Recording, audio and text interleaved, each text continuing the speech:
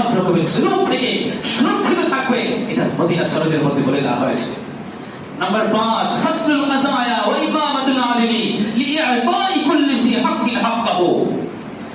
ন্যায় বিচারকে প্রতিষ্ঠিত করা, প্রতিটি মানুষের হক তার কাছে পৌঁছে দেওয়ার মাধ্যমে ন্যায় বিচারকে, সুবিচারকে প্রতিষ্ঠিত করা, এটা মদিনা সনদের একটি গুরুত্বপূর্ণ ধারা ছিল। 6 নম্বর, ওয়াইজওয়াল হুদুদিশ শারঈয়্যাতি ওয়াল আহকামিল ইসলামিয়্যাতি ফি সাইরি বিলাদিল্লাহ।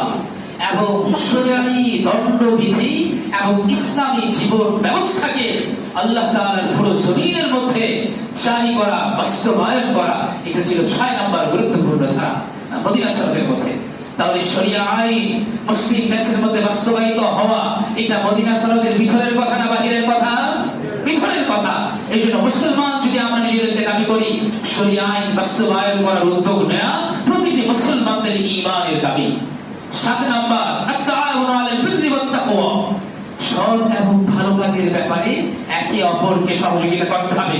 এখানে ধর্ম বর্ণ নির্বিশেষে সবাই, কোন অমুসলিমও যদি কোন সমস্যায় পড়ে যায় তাকেও সহযোগিতা করতে হবে, অমুসলিম মুসলমানদেরকে সহযোগিতা করবে। এইভাবে রাসূল আকরাম সাল্লাল্লাহু আলাইহি ওয়াসাল্লাম মদিনা সনদের ধারাগুলো সৃষ্টি করেছেন। এবং 8 নাম্বার ছিল আত-দাওয়াতু ওয়াল জিহাদু ফি সাবিলিল্লাহ লিইআলাই কালিমাতিল্লাহ। এবং দাওয়াত চালিয়ে যাওয়া, আল্লাহর রাস্তায় জিহাদ চালিয়ে যাওয়া, আল্লাহর জমিনের মধ্যে আল্লাহর দ্বীনকে বিজয়ী করার জন্য। বলেন সুবহানাল্লাহ। এই ধারাও অমুসলিমদেরকে মেনে নিতে হয়েছে, যে রাসূল আকরাম সাল্লাল্লাহু আলাইহি ওয়াসাল্লামের বলিষ্ঠ নেতৃত্বের মাধ্যমে মদিনার ইহুদি এবং খ্রিস্টানদের জুলুম, অবিচার, মুনাফিকি এই সব তখন বন্ধ হয়ে গিয়েছিল। ন্যায় এবং ইনসাফ ভিত্তিক এক সমাজ তখন যাত্রা শুরু করেছিল।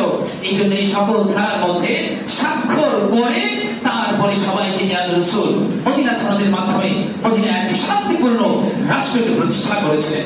বলেন আলহামদুলিল্লাহ।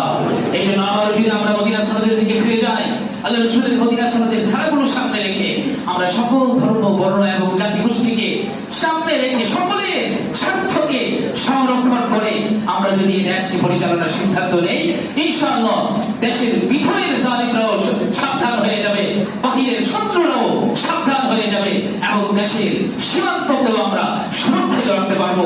আল্লাহ তাআলা আমাদেরকে বাহিরের যত মুসলিম দেশ আছে সেই দেশের পক্ষে কথা বলা এবং তাদের সাহায্যে এগিয়ে যাওয়ার তৌফিক দান করুন বলে আমিন। এবং আমাদের দেশকেও মদিনা সনদের আলোকে সুরক্ষিত এবং নিরাপদ রাখার এবং সামরিক যত প্রস্তুতি নেওয়া দরকার সেই প্রস্তুতির মাধ্যমে আমাদের দেশকে নিরাপদ রাখার তৌফিক দান করুন বলে আমিন।